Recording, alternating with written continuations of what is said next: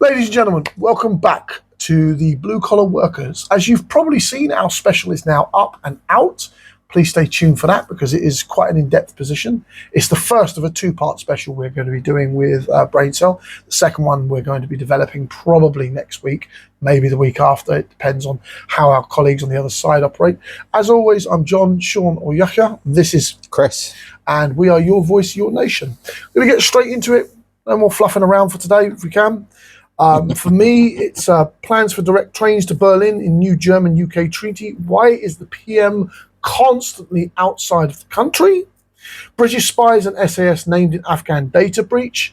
Why hasn't someone been committed to treason for this data breach, let alone being just fired by the Labour government and the Tories?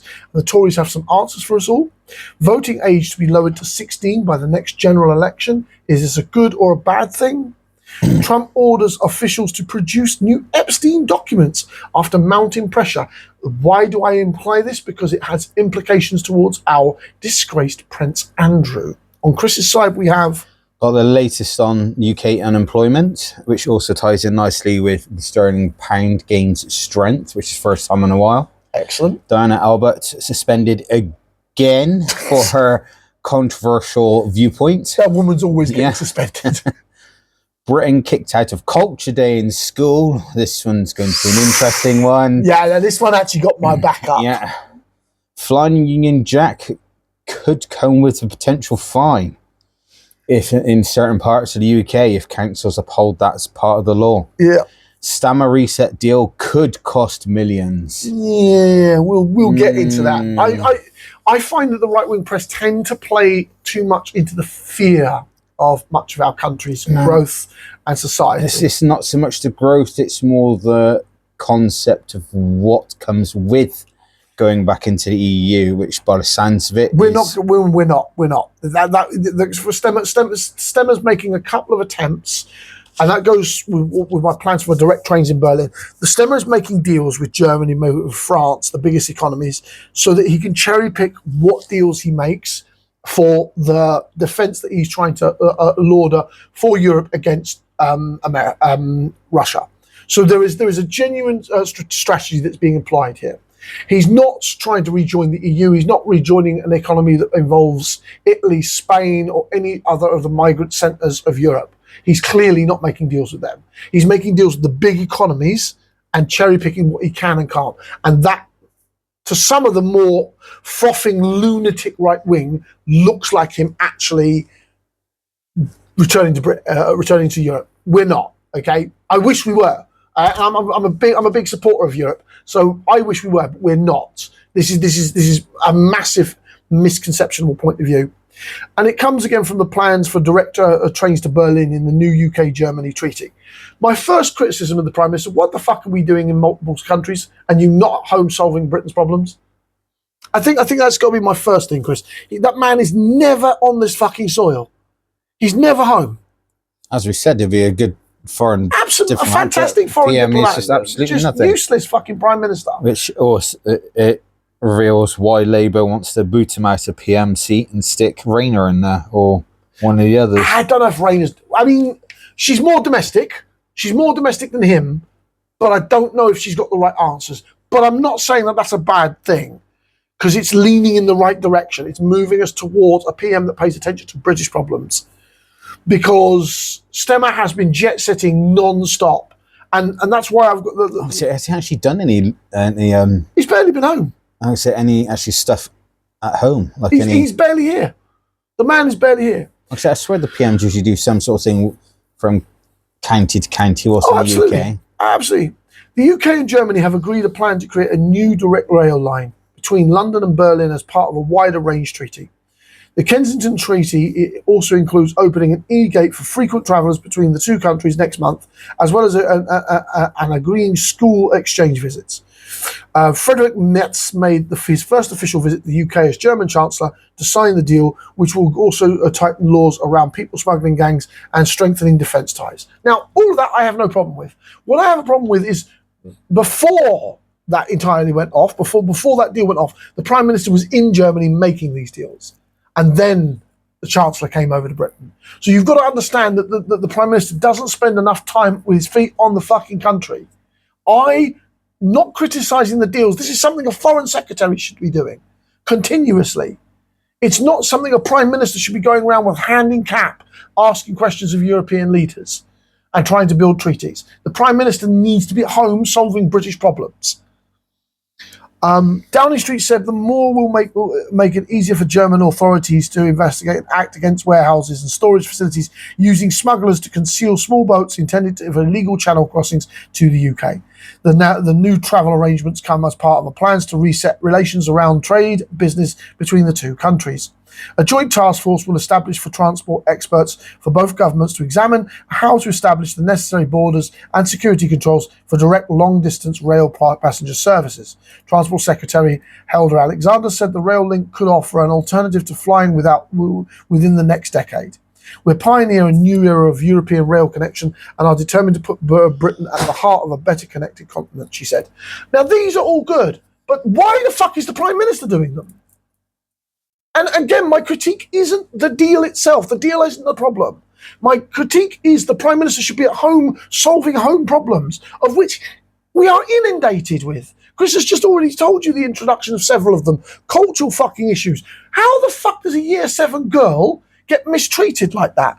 That we'll go into. No, that's literally the lead up towards it, Chris, because as far as I'm concerned, the deal with the Brandenburg and much of what's going on here with the plans for the direct trail line is a good thing. It's a Foreign Secretary thing. Why isn't the Prime Minister breathing down the neck of the governors of that school that led towards a 7-year-old girl? He should be here solving these problems.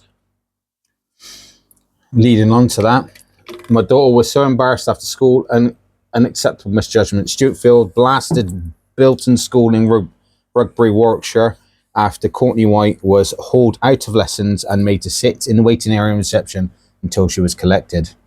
That's just fucking disgusting. It's beyond disgusting. Yeah. A dad has slammed his school after his daughter was put into isolation for wearing a Union flag dress to celebrate being British at a cultural exchange day. Setting Cultures Day. Fucking beyond fucking stupid. Kicking a British girl out of Culture Day for wearing a Union Jack dress to turn around and make a speech about us big cultural, basically being, as I call, cups of tea, fish and chips. Fucking literally what she was going to talk about. Cups of tea. That makes me bite man boil. As an Irish Muslim, how the fuck is a Year 7 girl getting kicked out of this for Cultural Day? I don't know any Muslim who has a problem with a cup of fucking tea or a goddamn fish and chips. I mean, this is mind-boggling. As far as I'm concerned, everyone in the world knows Britain for its cups of tea, for its fish and chips. I mean, there was just a recent movie, with Leicester something. Eblis, the British actor. Yeah, and the American actor acting as the president, the prime minister. John Cena. Yeah, I watched it. Yeah, I can't remember the name of it, but that was good. Off about the fact that the prime minister had fish and chips with his rival. Like, that was such an iconic example of what it means to be British, and they fucking kicked her out for that. Someone should be fired. The teacher should be fucking fired. Abso-fucking-madness. The teacher should be fired for even. The only thing I can say is, if you're that worried about it being, as called, regarding Cultural Day, a student saying something which shouldn't quite be said in the classroom, proofread the work before they do the presentation. Yeah. And turn around and just go, look, we just need to do a quick couple of 5-minute edit because I don't think that's quite appropriate for the classroom. Which I could guarantee you 90% of parents wouldn't have raised the subject about it. We're target, okay, they're just treating it so it doesn't offend anyone within the classroom or cause issues. But you kicked her out for talking about fish and fucking chips. The most iconic British thing you could possibly... There's not a Muslim in the country, not a brown person in the country who's going to object to tea and fucking fish and chips. Actually, read she posted it online what she was going to say. It just mentioned all typical stuff for British, which is known throughout the course of the world.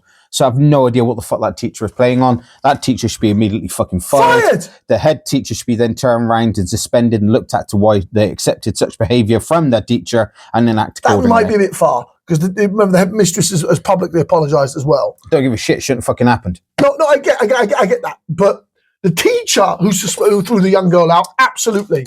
lost a job without question. This is where I'm sorry, but and this is going to offend some people, but I would not be surprised if it turns out to be one of those far woke fucking teachers that have rainbow fucking hair and can't stand the fact of somebody actually sticking up for themselves. And the British culture is about inclusiveness, about fairness, about perception. It's about society. It's about integration. It's about tea and fish and chips. How the fuck can you get angry about that? Tea and biscuits and fish and chips. That's literally. How can you get angry about that? I'm sorry. My mind is boggled. Can't get more British than with a tea and saucer with a cup of tea with biscuits with a little pink out drinking the fucking cup of tea. That's you. Yeah, Me that the is coffee, man. standard fucking British. I'm telling you this now. I'm boggled. I'm boggled at how that little girl got thrown out. I mean, what, the Union Jack dress? Are you joking? It's reference from obviously the Spice Girls because they were a British band. Yeah. Just the fact that they stood for quite a bit of British culture. The Spice Girls are about the most British thing you could possibly see. Yeah, because it was people from every aspect of British life being in a pop band. Yes. Boom. The teacher should. I don't agree with Chris about the headmistress. The headmistress has dealt with it, in my opinion, rather well. There's been a public apology. I think the teacher should be fired. There's no question about the teacher being fired of it. The person who suspended the young girl from going into a cultural day wearing a Union Jack should have been out of the fucking job without any shadow of doubt. Any other country would not have even questioned it. Like if a person come in wearing their own country's flag as a dress, t-shirt, whatever, speaking about that. You wouldn't see this in France. You wouldn't see it any other way. In Germany. Especially not in fucking America. Damn, they'd bloody publicise it. No, Jesus Christ, there'd be riots. The teachers would be fucking lynched in America.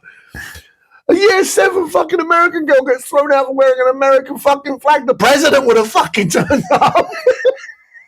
I want them fired. I want everybody involved fired. Donald Trump would fucking have a fucking heart attack. I'm sorry. I have to stress that what the young girl was going to read out was nowhere offensive. And wearing the Union Jack in upon itself is not a fucking crime. Okay? And especially seeing this fact that they sent home a permission letter to the parents saying it was designed to promote inclusion and understand appreciation of different backgrounds, traditions, and heritages. So that teacher freaking completely went back on that permission letter. I'm boggled. I'm absolutely boggled about it because the things that the young lady, she wasn't even talking about Roman heritage, Anglo-Saxonism. She was talking about modern British culture, the very nature of inclusiveness, fairness, justice, the food, and it wasn't just her. Also, other students wearing the St. George's flag, Welsh's flags, were also turned away from the school gates at that school. School gate. Ooh, see, I'm seeing wokeness fucking screaming over this. Yeah, turned away from the school gates. So I have a distinct feeling because the fact, obviously, that was the only dress that she was wearing, and probably there's always multiple entrances to a school for kids to get in. Probably missed one of the checkpoints and was actually in, and then hence reason why the teacher sent her. When you can't send out a permission letter saying it's to include all types of heritage and cultures, to turn around and to ban the very culture of the country you're fucking teaching in. No, it's morally bankrupt. The teachers and the people who organised the ban for all of those kids wearing Welsh, fire them. Not the headmisters, because obviously they've done what I think is enough to salvage some of them. But the rest of the fucking faculty that were involved in this, gone. The fucking lot of them, gone. Because we need to step on this. Because this is a creeping example of where we're not allowed to include our own stuff. Right? Someone was to send home my son for wearing a fucking Irish flag. I'd be going mad. I'd be fucking climbing the wall. Climbing the wall? I'll be pulling you off the fucking teacher. I'd be fucking back. Oh, Jesus Christ. 800 years of my people fucking his people fucking stepping on us, and I can't wear a flag in the country we live in. You guarantee they're going to be shit. There's going to be shit flying everywhere. I have no issues with people wearing a piece of clothing with a frigging flag on of their country of birth. No issue. Like Jamaicans do it all the time. Yeah. Other countries do it all. No one cares. And yet, for some reason, someone woke, that's my perception, I might be wrong about it, someone woke inside the faculty has done this to attack the... and I'm not even a normally support because this is from the Mirror, but this is one of these things the Mirror's gotten right. And that's a rare moment for me to actually say, I don't tend to, I hold them and a little bit on the like, they're a bit too reactive, but this is perfect reaction because it boggles the brain of normal Britons in this regard.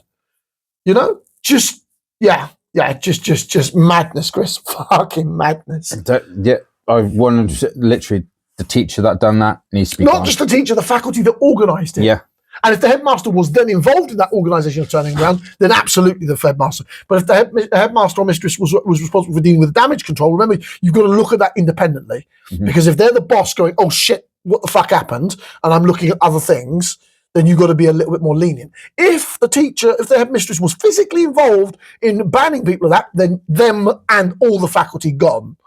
Do you know what I'm saying? Everybody involved in that school gone. Because it's a fucking joke. You should not be allowed to do that. I wouldn't dream of telling a child wearing. If I was the head teacher of a school and I knew it was going to be a culture day, especially with how sensitive people are about culture these days, I would have been leading that from the very start. Yeah. That's why you suspect that the headmaster should go as well. Yeah, because of the fact, if you're the head of the ship, whatever happens under your frigging watch, you have to take accountability. If they were in control of that situation, absolutely, I agree with you.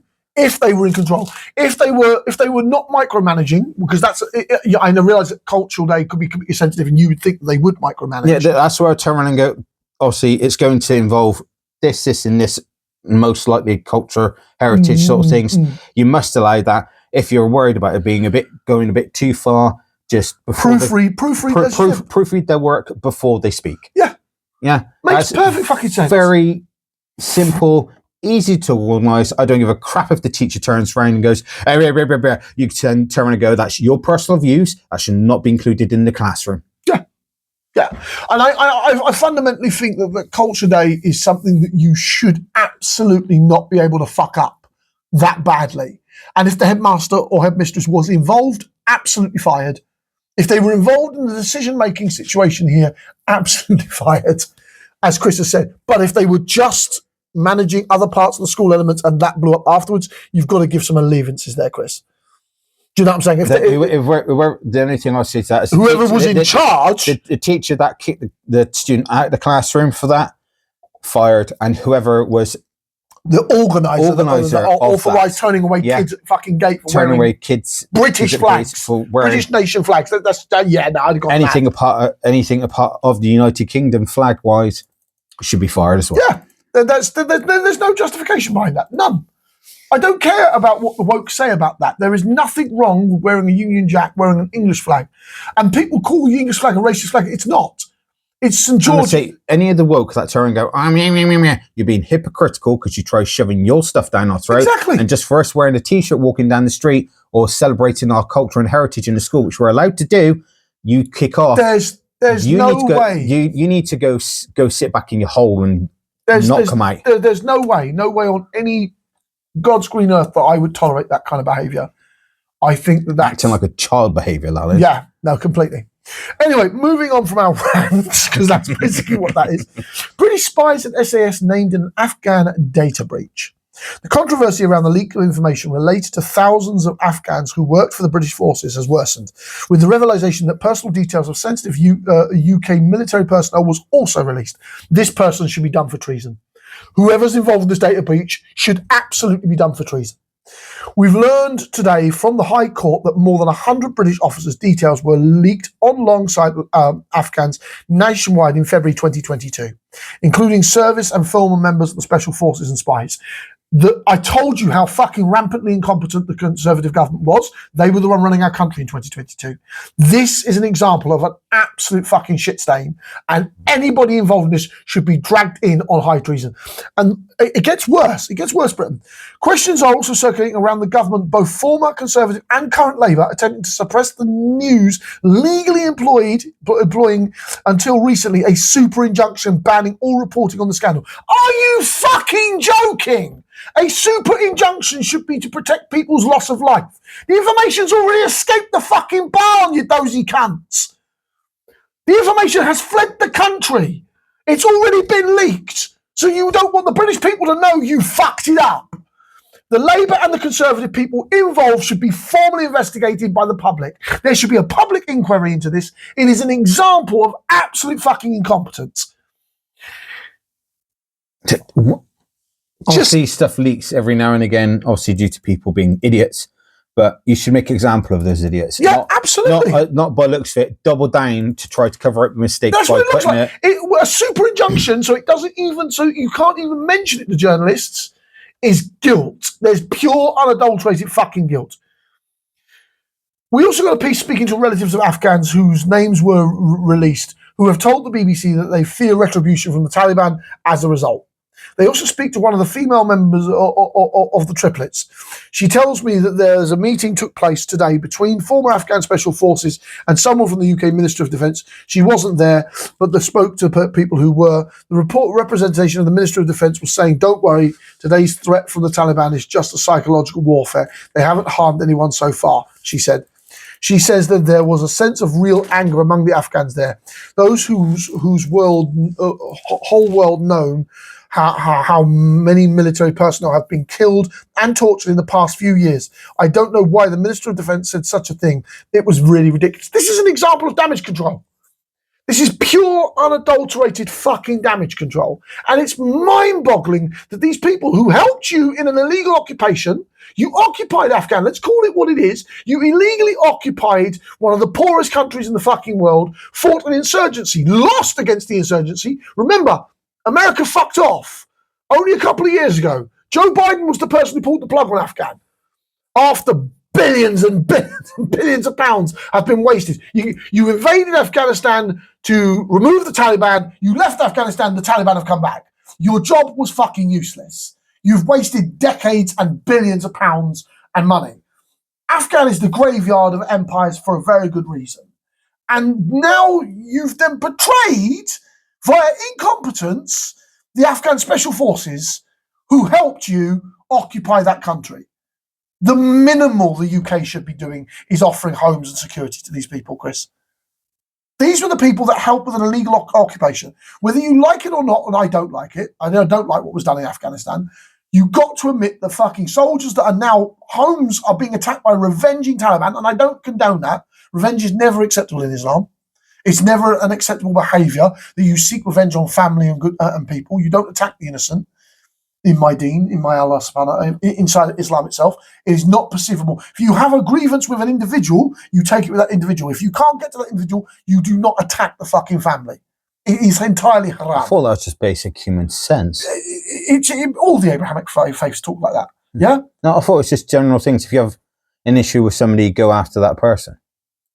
The Taliban has stated publicly that there is an amnesty for former members of the Afghan national government and the armed forces. But despite that, we've been told by people being tortured and killed. It is believed that the local Taliban figures, often with scores to settle, the Taliban has previously denied this. This is a simple fact. The people at the top of the Taliban probably do mean this because it doesn't look good on Afghanistan as internationally, even when they do this. But the people on the ground don't give a shit. They want revenge. They're literally just taking their little statue of power that they got and acting revenge. Yeah, absolutely. The Afghan data breach all occurred when Ben Wallace was the Defence Secretary. At this time, he made an application to the High Court on 1st September 2023, seeking an injunction which would criminalise making the leak public. The Taliban could seek out the list and use it to target people the government feared. Mr. Justice Knowles said that the request was exceptional and went further than the government had asked, upgrading it to a super injunction. The fucking judge should be fired. Because this is something that is so critical about the illegal behaviour of Britain in Afghanistan that we should realistically have the public's eye on this. The judge should be fired. That's my opinion. It was regularly reviewed by another judge, Mr. Justice Chamber, who is in November 2023, and it was the first injunction of its kind and raised freedom of speech concerns, quite correctly. He sought to lift the order the following May, but the government appealed and it remained before being lifted on Tuesday. When the details of the data breach, the government responded and the number of Afghans given the rights to live in the UK was revealed. Another injunction was granted to prevent some of the more sensitive details, which I absolutely get with the sensitive details, but the material concept, there's been a data leak, The Afghans know that our fucking allies that were inside Afghanistan are aware of who they are and have got the details of our people and our officers. Why wasn't the public told about that? You don't need to give more details than that. The public should just be told. This is something that is a failure of democracy. Utter fucking failure. So if it's leaked, you just turn around and what's the point in trying to double down, try to hide something? Yeah, that's literally what it was. That's already got out. Turn around and go, look, this has happened. We're investigating into it. The people that have leaked the information should be dealt with harshly and swiftly.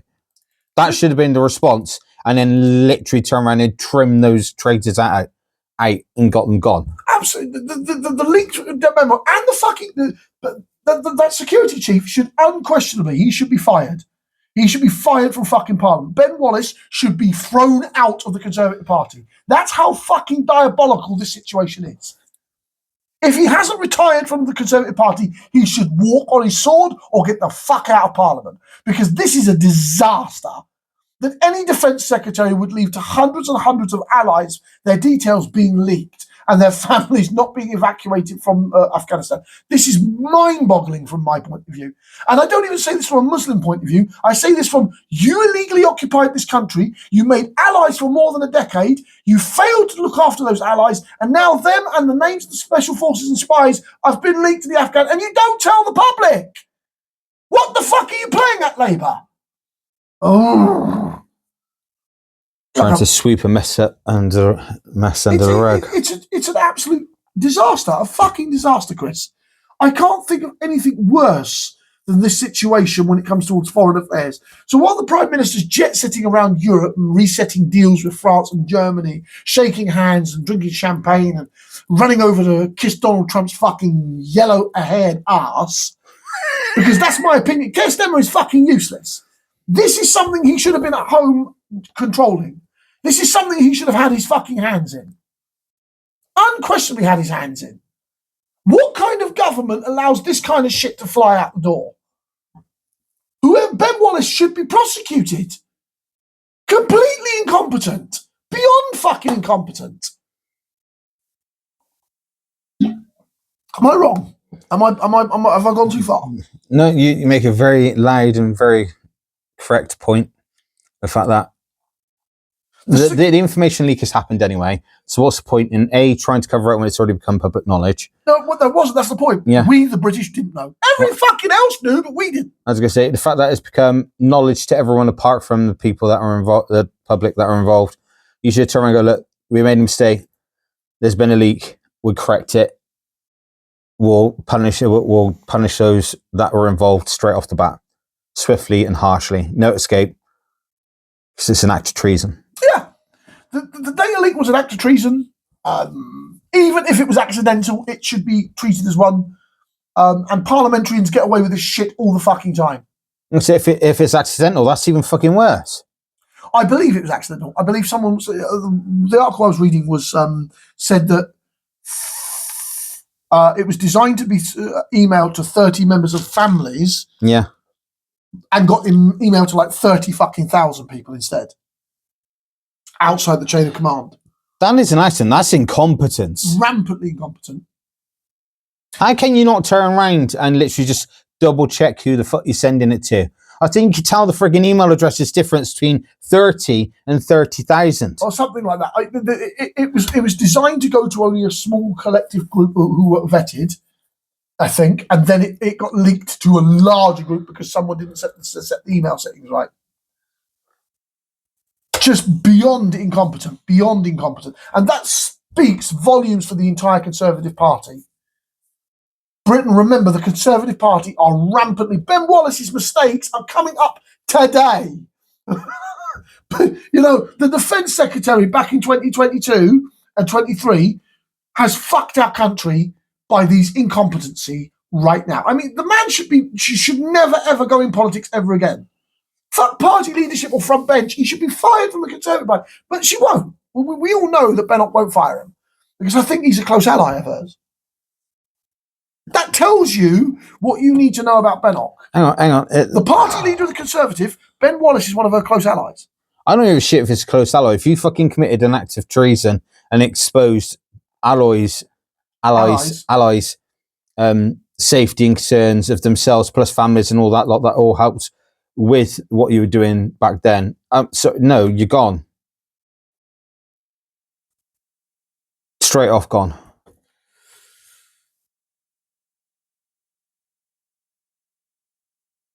Shouldn't even be in office. It just no.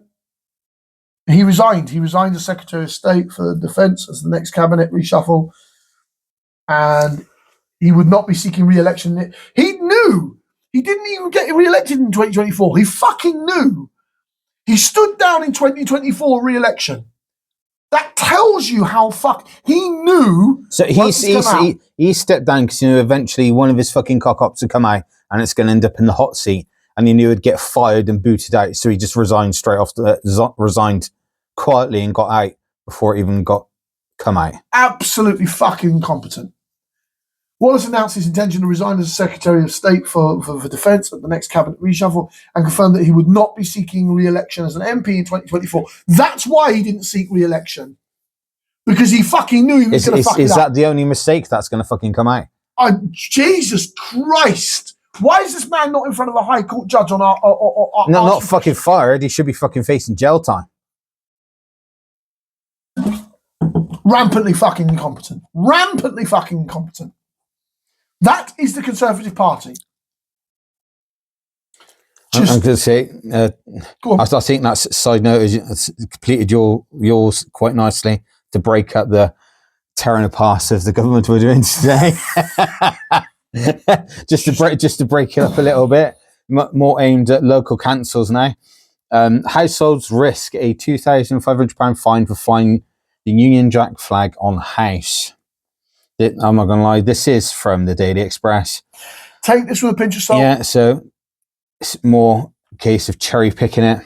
The Union Jack has been thrown back into headline this week after a 12-year-old girl was put on isolation for wearing the British flag to school. This is basically called like a sub-headline based upon what we were ranting about earlier. Yeah. But at the time when the government is pushing for more flags to be flown across the county, there are rules households should know about, which if broken can lead to a £2,500 fine. The government says it has relaxed the rules on flying flags, not just the Union Jack, but also the flags of England, Wales and Ireland, and indeed any national flag at all.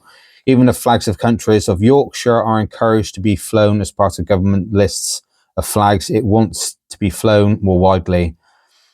As an aside, the Union Jack is often called the Union flag, but both names are acceptable even though the Jack has maritime heritage and still have to be flown in accordance with the law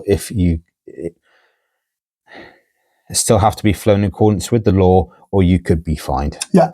So what that's saying is you've got there's certain things I think that you need to do when you're flying the Union Jack because it has a legal representation of our country. That's why. There you go. It's a lovely breakdown of it. The rules for flying a flag on roof are very relaxed. The government says certain flags can be flown from rooftops of any size as long as they meet certain conditions. It says all flags must be maintained in a condition that does not impair the overall visual appearance of the site, be kept in a safe condition, have the permission of the owner of the site on which they are displayed. This includes the highway authority if the sign is to be placed on highway land, not obscure or hindering the interception of official road, rail, waterway or aircraft signs, or otherwise make hazardous the use of those types of transport. Be removed carefully when so required by the planning authority. See, now I've got a bit of a dubious about the planning authority having any handle in this because they fuck up so much. But yeah, I mean, what the list is telling us, and again, this is what as Chris warned you about the paper, is they're grabbing headlines here. They're attempting to grab a headline. And what they're mostly saying is there is an attack upon the visual heritage of Britain. There is. I mean, the fucking schools are doing it right now. And I'm going to want to skin myself alive. I happen to agree with the fact that the Express is actually pointing out that fact. Yeah. I'm agreeing with the Express. Yeah. But there is an attack on the visual heritage of what it means to be British. And there's nothing wrong with that. Not just a visual, just a heritage of being British in general. And I think that we need to dig into this because this is an unacceptable way of behaving. This island is accepting of almost anyone and everyone's culture. We are a very tolerant people, nation, and society, and we always have been. Britain has been for most of mine and Chris's life. But one thing I've noticed, you start messing with our heritage. You'll see a side of us you would not like. Yeah. We Irish have been kicking the shit out of these white motherfuckers for centuries. And we've been kicking the shit out of them. Do you motherfuckers not understand this? I think the point is, we don't mind heritage coming in from other places and whatnot, as long as you allow us to express ours, because it is our land that we've grown up on. Which you stole from us. I don't give a shit. It is a land that we've all grown up on. We all classify as our own. Yeah. Look, I'm not having a fucking British Irish fucking war in here. Motherfucker, I'm the native. You're the fucking goddamn Anglo-Saxon. I don't give a shit. I fucking lived here my entire life. You can go kiss my ass. This is inter-British cultural confrontation that you're now viewing. I'm going to make mini clips of that. That's going to be fucking funny. Basically, we have no issue with you coming here and having your bit of heritage in your little side corner, as long as we accept as long as you let us do ours. But you start messing around, start trying to push our heritage out of our schools due to whatever reason, and just our heritage out of anything, we're going to have issues. It's not going to be the ethnic minorities. It's not them. It's not the Jamaicans. It's not the Africans. It's not. No one cares about the British. It's the fucking woke. You know it is. I say it is. You know it's the teachers having. Oh, we can't have British stuff involved. Somebody might get offended. Yeah, you twat. For being British, moron. But for most Jamaicans, it's like, no, that's cool, man. You know. I would say most people that come here and bring their own little bit of heritage understand the fact that there's already heritage here from the people that live on the land. It's white ultra liberals getting offended on behalf of coloured people's behalf, and they didn't ask them to. It's like, why are you offended, man? The way you just said that, then that is extreme first world problems. Yeah, absolutely, it is. And it's mad. It's mad. How is it that certain parts of the teachers, not all of them, some teachers are amazing human beings. I've got nothing but incredible respect. It only takes those few bad apples to ruin the bunch. But you've got an extremist group that want to attack anything that is British, ideologically English, Welsh, Irish, Scottish. No, fuck off. This is our country. Or white, to be quite honest, at this matter. It's not a white thing. It's an ideological war. Yeah. And that's where you need to be careful, Chris, because that's where ethno-nationalists will latch onto that. It's not an anti-white thing. It's an anti-culture that isn't. It's attacking the established culture, which is what the woke engage in. It won't be long before someone does tag in. Well, yeah, that's where we need to be careful. Yeah. It's not necessarily a scheme. I've seen numerous beautiful British black women wearing Union Jack stuff. I've seen British Muslim women wearing Union Jack headscarves. I've seen plenty of people wearing Union Jack stuff who aren't white people. Of every race. It's an attack on the cultural identity of what unites us, these United Kingdoms. So I think it's important that we distinguish that this is not a white person conversation. It's a cultural attack on what it means to be British and upon British values. What happened to that young lady was disgusting. Teachers should be fucking I'm going to say, how long before they turn around if they're allowed to get away with this, before they start attacking football? To be fair, there's bits of football that we could have there are bits which you need fine-tuning, but that's not just here, it's everywhere. Yeah. The sports industry needs a good look at. Yeah, but think how traditional and English football is. I would prefer to say cricket. All cricket. Cricket is far more British than I think football is. Yeah. Personally. I know we invented both sports. I'm going to say football and cricket. They're quite prolific. They're massively rooted in British heritage. We literally invented both. Even tennis. No, I think tennis is French. Is it French? We're big on it, absolutely, but I don't think we invented tennis. I think how much tennis has come into British heritage. Obviously. Wimbledon, for fuck's sake. Yeah. That's massive. Wimbledon is a huge part of British culture. Yeah. And so is so is the football leagues. So is cricket. Cricket is massive in the British, Indian, and Pakistanians are. They're more ferocious about cricket than anyone else. Yeah, definitely. Don't go messing with that. The attack on culture is just disgusting. It is France. Tennis originates in France. I thought so, in the Middle Ages. And and obviously make note of, obviously, if you do decide to fly a flag upon your property, to make sure you don't keep an idea of the rules, because the Union Jack is still illegal. You're able to fly it within certain conditions, so it doesn't basically cause harm to anybody else if you fly it. Yeah, I think that's a general consensus. Yeah, but I know why the Express was making this up with this conversation. They were doing it because they knew that there was conversation and outrage, and it was righteous outrage involving the young girl. There was no justification involving her being kicked out of her culture day. Fucking disgusting. Voting age is to be lowered to 16 by the next general election. 16s and 17-year-olds will be able to vote at the next general election under government plans to lower voting age. Plans hasn't been officially decreed The pledge yet. is part of a raft of measures externally being introduced through a new election bill. Other changes include expanding forms of voter ID to include UK-based banking cards. I agree with this part. Moving towards automatic voting registration and tightening rules on political donations to protect against foreign interference. About fucking time! You know, that country in the Middle East that keeps donating to the parties. Does it begin with an I by any chance? Yes, it does. The minimum voting age is already 16 for local council elections in Scotland, Wales, and elections to the Senate and Scottish Parliament. Now, see, the local one I can understand. However, for other elections, including the UK Parliaments, local elections in England, and all other elections in Northern Ireland, it's 18. Lowering the voting age to 16 across the UK would be the biggest change to the electoral since it was reduced from 21 to 18 in 1969. A pledge to lower the voting age to 16 was included in the Labour election manifesto. So, what? The Labour Party keeping one of their manifestos? Shock! Jesus. Despite the fact that some people find it controversial that a 16-year-old can vote. Yeah, no, I can understand the controversy behind it, but I don't think it's a bad thing. It's that Labour actually keeping a manifesto fucking pledge, which is an important factor.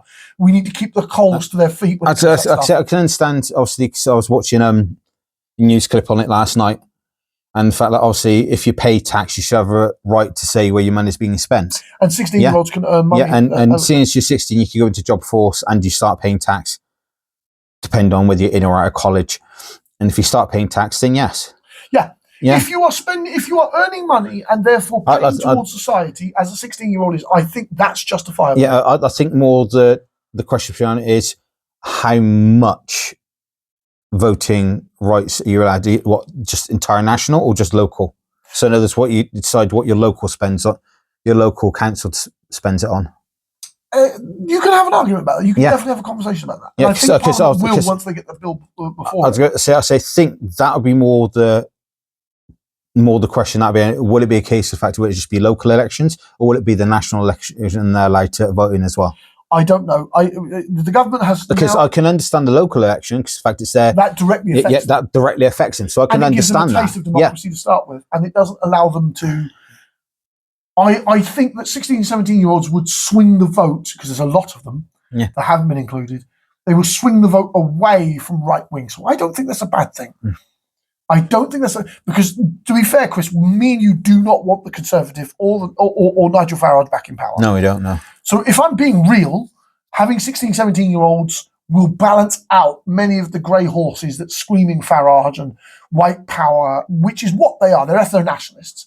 So I don't think that this is a bad idea in upon itself. But then how it's implemented, that's the important factor. I'm going to say, even if it's a case if they were just granted a voting power for the local elections, that will still swing votes in when it comes to the general election. Because in fact, these people here and here are this way because they appreciate that way. Because it benefits them more. I think more the local elections will actually benefit more for the 16 to 18. 16, 17-year-olds will be more. It will give them a taste of democracy into their society. I would say that that's to call a step into the water before you jump into the pond. Yeah, exactly. The Deputy Prime Minister, Angela Rayner, told the BBC I was a mum at 16. Well, that kind of figured. Can go to work, you can pay to your taxes, and I think that people should be able to vote at 16. I don't think that's a ringing endorsement, Deputy Prime Minister Angela Rayner, stating that you were a mother. I was going to say mother at 16. I'm sorry, but that's not. I don't think that's something that you should have said to the BBC. I don't think that's a ringing endorsement. And the feminists can hate me for that. I don't think children, 16, 17-year-old children, should be having kids. I don't. I think that they're not mature enough in modern societal age with the knowledge of society. We've already covered this, that they don't reach full mental maturity until they're 21. So they're in their 20s. Well, we were slightly off. It's 19. It's at 19. 21. Yeah. All right. So it's a wiggle room in that. I would say around most people would be around 20. Yeah. Yeah. They reach mental maturity around 20. Yeah. So that leads to the conversation of obviously whether they should be able to vote. Yeah. I mean, however, the Conservative Shadow Minister, Paul Holmes, said the government's position was hopelessly confusing. Why does this government think a 16-year-old can vote but not be allowed to buy a lottery ticket, an alcohol drink, marry or go to war, or even stand in the elections that they're voting in? He asks in the comments. Now, some of his arguments I agree with. Okay, that's a valid point. You can vote, but you can't do anything else. But no, they can have kids. They can have children. It's legal to have sex and have kids. I would say and you can vote, have kids, and work, but regarding it's entry into adulthood, Christian, gambling and everything else. I don't. But then I think gambling should be outlawed entirely. And drinking alcohol, it's a poison. I can see where the younger ones come in. Hang on, you allow me to do this and this, but not the rest of it. Well, that's why it's an introduction into adult society. But then, hence the reason I'm thinking if they just do start off as a call with the local elections, start off with, see how that goes, and then if it's a success, then introduce them potentially further down the line into the national elections, but not straight away into national elections. Yeah. Critics of the idea argue it could benefit Labour as young people are more likely to vote for left-wing parties. As you said. As I previously said. But however, polls suggest Labour youth vote is at risk of being chipped away at by the Greens, us, the Liberal Democrats, and the Reform UK. I don't think Reform has that much an appeal to the young male population. I said that I think it was the BBC I was watching this on. It literally come up with like a percentage, and they're all very closely knit. Yeah. All very closely knit. So it's not one. It's not. Yeah, I think it's still a good thing if it is managed properly. Yeah. And that's the dangerous question there. In the UK, 16, 17-year-olds make up only around 3% of the population, aged 16 and over. So research says the impact on the overall vote share is likely to be negligible, particularly as turnout tends to be low for younger age groups. The government has rejected claims it is introducing to change because it will benefit Labour. This is about trying to rig votes for a particular party. This is about democracy and giving young... This is not about trying to rig votes for a particular party. This is about democracy and giving young people an opportunity to have a say, Rayner said. Now, I agree on the surface of what she's saying. How it's implemented is the big question. Is a different question. Among the other plans are set out, the government are expanding the list of accepted IDs to vote in Great Britain and UK issued bank cards. You see, the idea of the ID situation to stop fraud was a joke. Most illegal immigrants aren't trying to vote in our elections. The idea about voter ID should be scrapped, in my humble opinion. You should take your postal card with you. That should be enough. The fact that you're on the registration as it is. I think the idea of voter ID fraud is an absolute fucking farce. How are they supposed to turn around and double check that's actually you and someone else hadn't picked up your card and gone and walked in and voted for you? Well, the simple answer to that, Chris, is if someone comes in with an Eastern Polish look at the face to them, speaking with a Polish accent and has your name, Christopher it's going to look a little fucking sus, mate. Yeah, but that's going to the extreme side. So what if say, for example, Joe Bloggs down the road hasn't registered to vote, but then turns around and pinches my ID? How? Because your ID card comes through your post. If your letterbox is not secure, that's your fault. It's not very hard to pick somebody's pocket these days. Oh, go away, Chris. No one's picking your pocket on fucking voting day. Come on, be realistic in these expectations. No, but it's a general concern. It's a minor... What about if they send the polling card to the wrong address? Which does happen. Yeah, but it is a tiny fraction.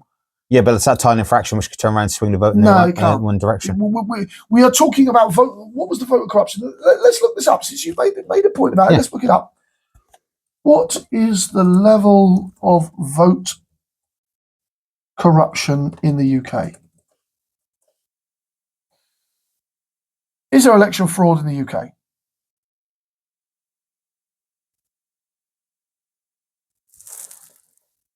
Well, it's gone down since 2015. Yeah, vastly. And of those cases, Chris, they are less than 1%. So voting fraud is 1% isn't going to swing any vote anywhere in the UK. So we've got less than 1% of the possibility of vote fraud, and it's been going down, yes, from voter ID. But if we have less than a 1% corruption capacity, why are we making noise about this with voter ID, which could enfranchise younger people? Remember, a 20-year-old is not necessarily going to have the documented ID that me and you do. I don't want to disclude the 20-year-old's vote. And that's what it does. I don't want to disclose it either, but also you were saying obviously to remove the ID, the ID. There was only under 1% voter discrepancy, less than 1%. Yeah, but is that because of the fact there is voter ID? It's gone down because of that. Yes. Yeah. So there you go. That's literally just counteracted your point. No. My point is that most children, most 20-year-olds, I say children because they're in their 20s and they're still too young. Younger adults. Young adults. Yeah. Young adults do not have the level of identification that me and you do. They live off their mobile phones, Chris, and you can't use a mobile phone in the voting booth. It's not a legal document. I'm not trying to be discriminatory towards them, but they don't tend to worry about things like passports and birth certificates and voting IDs and very few of them. Some of them are driving, so they do have a driving license, but not all of them have driving licenses. Yeah, but that's where they turn around and get the ID. Yeah, card, the ID cards. There's a 18-month backlog on that. Is there? Because the government's incompetent. Fucking hell! I thought I didn't realise there was that much of a backlog on that. Conservatives, on paper, the Conservatives were doing well. They're like, oh, we're trying to lower the 1% corruption. No, you're not. You're trying to disfranchise 20-year-olds. Because that would be the only realistic reason why they're doing this. The 20-year-olds of today do not have the identification footprint me and you do. We're 40-year-old men. I've got documentation going back to the fucking yin-yang, and you've got it going back the other way yourself. Do you know what I'm saying? Because we're 40. We've got debts. We've got bills.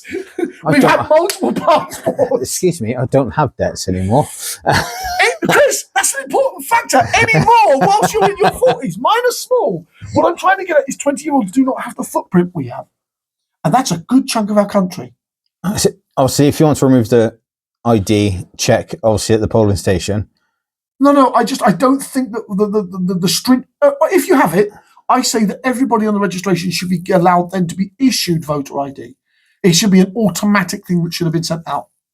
Does that make sense? So that I agree with. Yeah. So I mean, if you're worried about this, we do the automatic as the government. Yeah. We're worried about the 1% being corruption. We'll send out voter ID to everybody with pictures and photos. We ask you just to send us a picture. The same way we do passport pictures. Yeah, because then we're guaranteed we've covered it all. Yeah. But the government didn't. They said you have to apply for it and pay for it. Oh fuck no. So do you see my problem? Yeah. So if you're worried about less than 1% of votes, so if you want to take out that corruption, as you said, all right, with your polling card will be an ID card, which matches your current you. Yeah. So a voting card that carries a voter ID of you could then be used, and it should be issued as governmental issue to everybody who's a citizen. And the one, what I've noticed, if I need to update my driving license, they can use your passport photo now because they got that on file. Yeah, of course. But Chris, as I said to you, I don't even think it's less. I think it's less than half the country has passports. It's discriminatory towards. Yeah.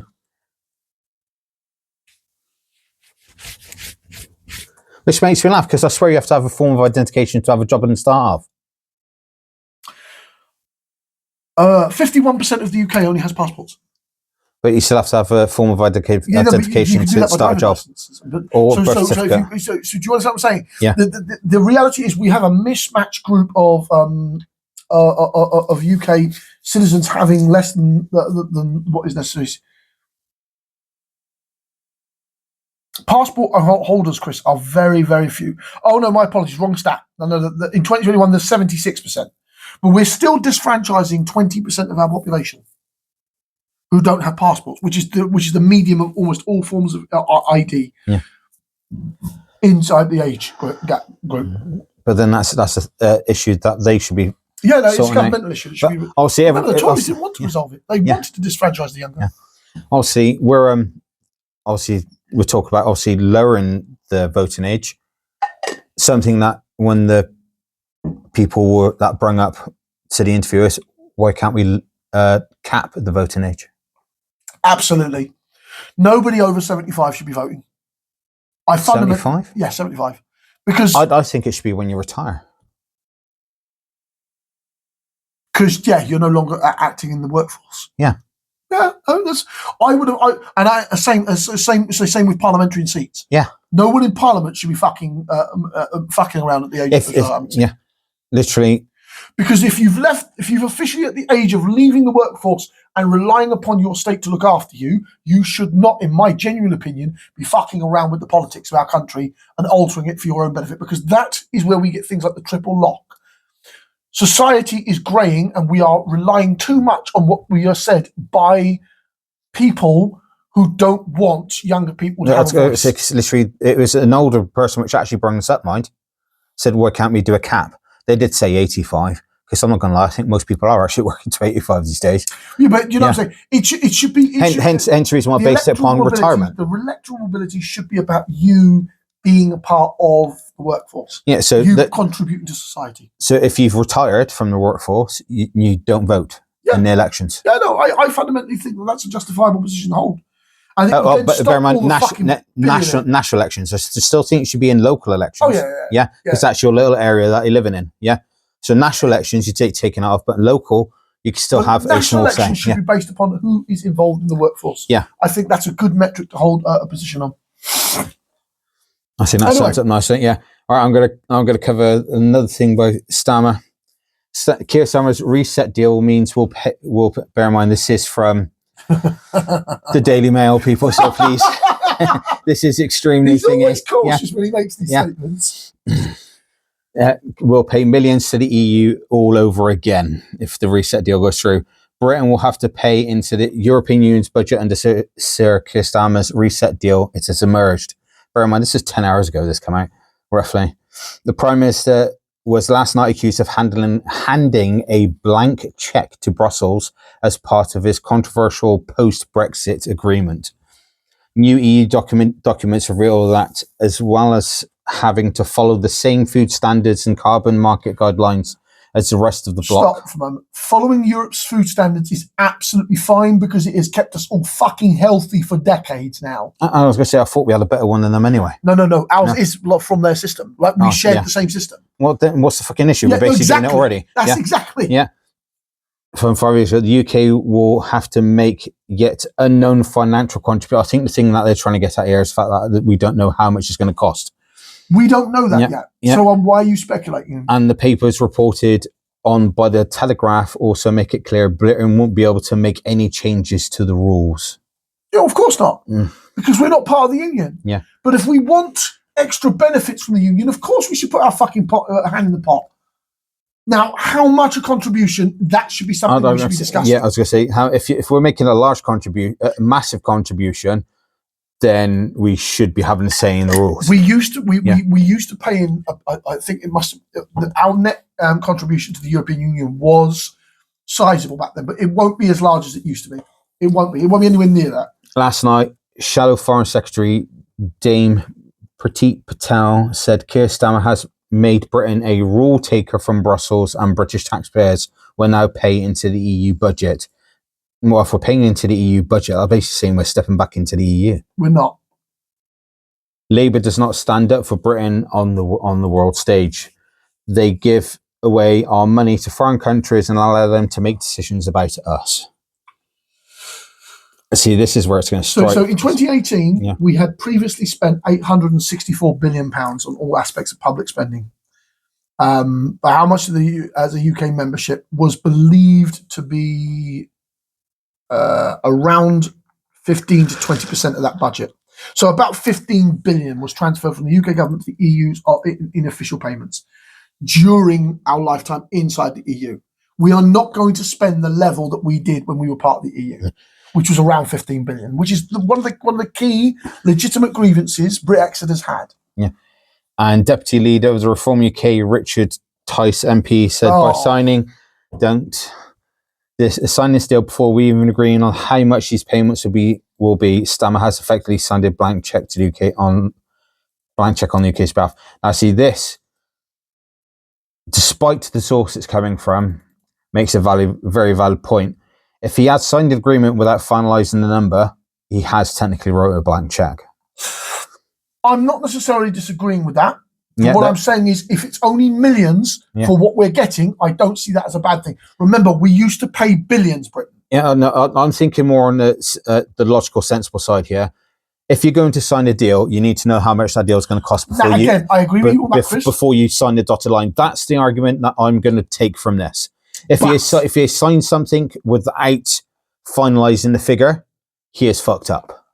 Of course, absolutely. But if it's millions, Chris, we used to pay billions.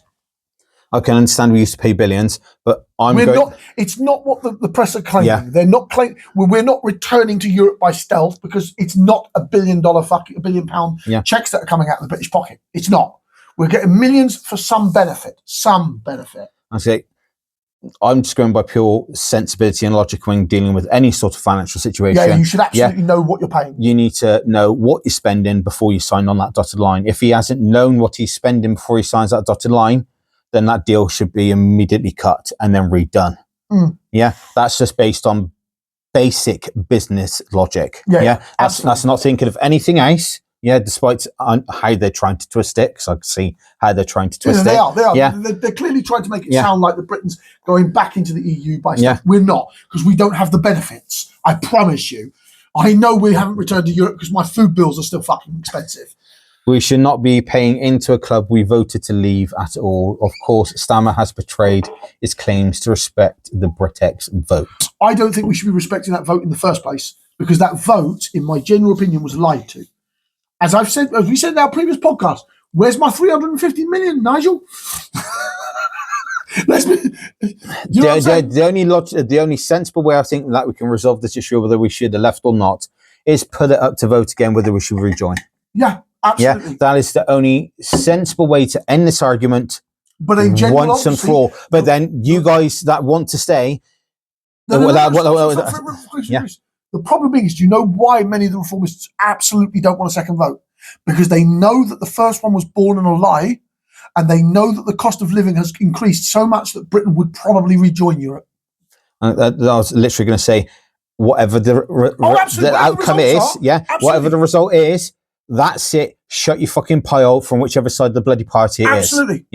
The problem being is, remember, the Brit-Exiters, both of the Conservative... But it to be done fucking right this time, not like a bloody bullshit shambles the exit was. Absolutely. The previous exit, we probably should have a vote on returning to Europe. We really should.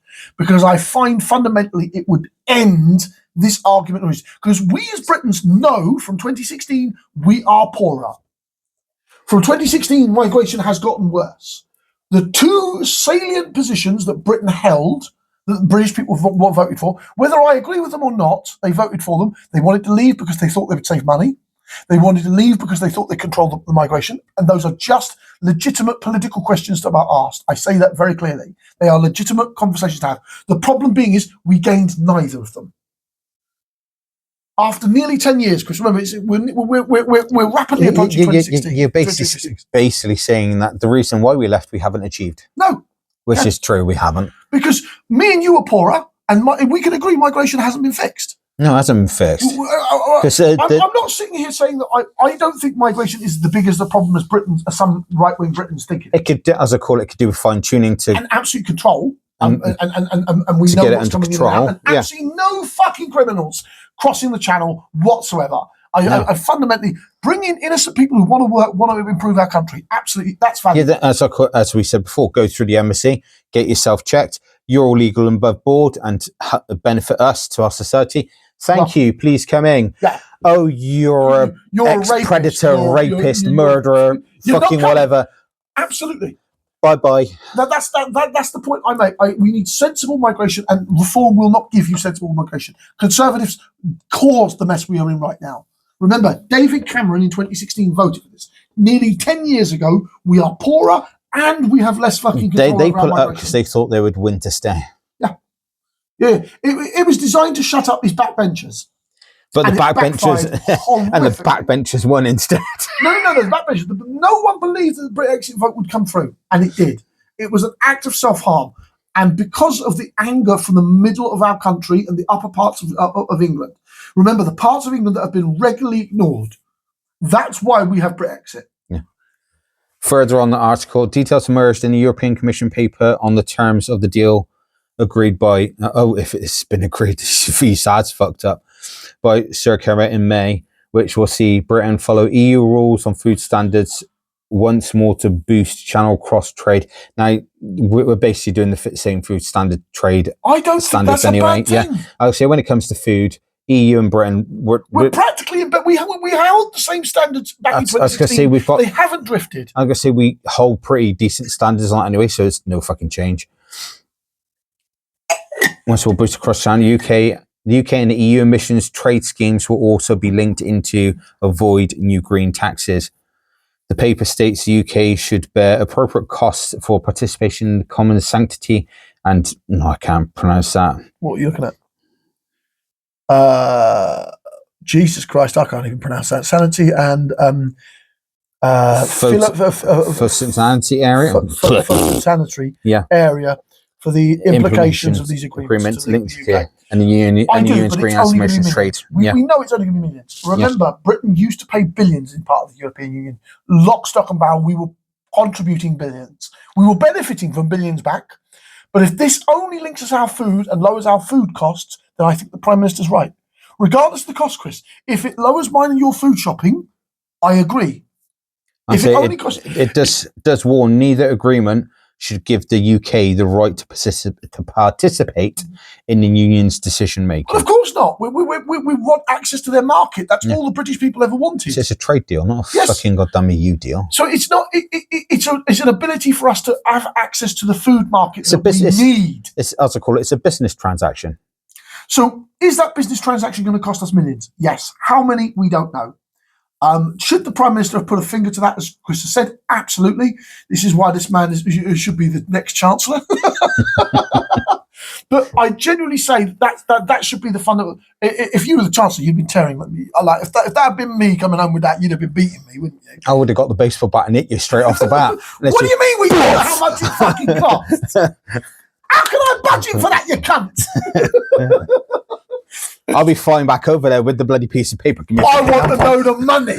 You tell me the money. Fuck that cunt. I'll put him in hospital.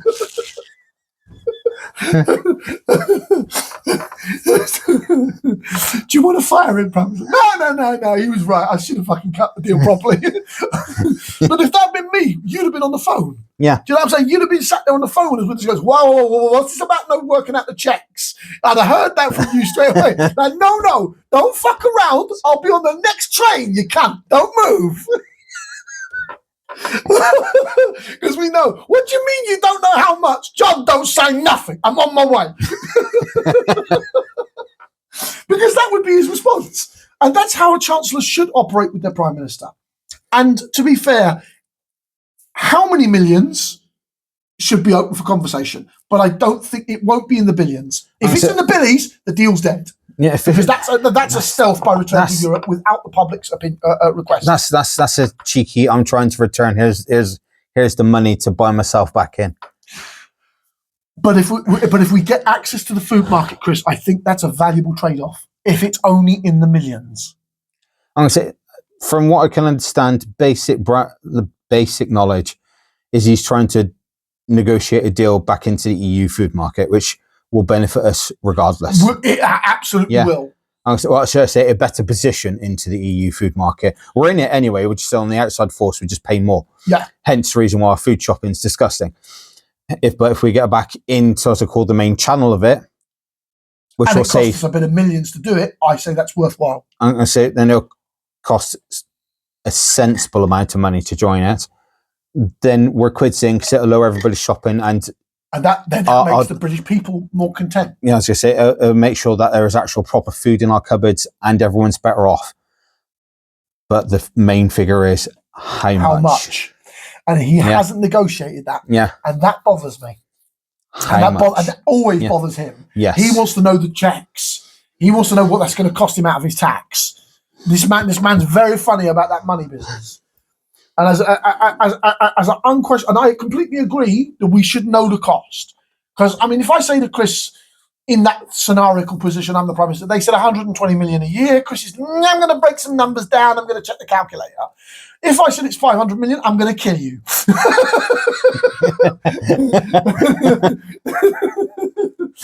Ain't happening. And if I say anything with the word Billy attached to it, he's already flying with a baseball bat. Because we left Europe, one of the key reasons we left Europe was because we were spending too much money in the pot. We were a net provider, and that was something that the British people, right or wrong, had a problem with. I believe that the loss of Europe has damaged us more than we could possibly perceive, and I don't think it being worth billies was a problem. I think we should entirely return with all our voting rights, pre-David Cameron, kick that fucking Brexit to the door, and then negotiate once we're back in the system. Thoughts? I'd negotiate before even back in the system. But you do believe we should return to the system? All the issues we currently have at the moment is because of the fact the exit deal wasn't done correctly. There is no, Chris, I remind you and all the people. But then there is no good deal outside. As we stipulated, they thought there was going to be no pushback. Yeah, of course there is. Europe is never going to do something that directly harms it. Which says to me that they didn't do the homework before proposing the exit of the EU. Absolutely. When should they turn around and propose to vote, do we renegotiate our current terms with the EU, which would have got a majority resounding yes. I think that should have been a three-way issue. Yeah. Leave, stay, or renegotiate our position. Yeah, I can guarantee you if that third option was there, good 70+% would have turned and go renegotiate. Yeah, of course. But the no camp wanted none of that because they were all kicking off about it. Yeah. I think that wraps up this session quite well, Chris, to be honest. I think we're pretty close. Is that over an hour? That is over an hour, isn't it? Yeah. Jesus. We've been yammering for quite some time. I think we'll leave that for today's podcast. As always, I'm Sean, John, or Yahya. Depends on who the fuck you're asking. I'm Chris. Have a smashing day. And this is Your Voice, Your Nation, the Blue Collar Workers. And thank you for coming back for episode 5 of season 2. Assalamu alaikum wa rahmatullahi wa barakatuh.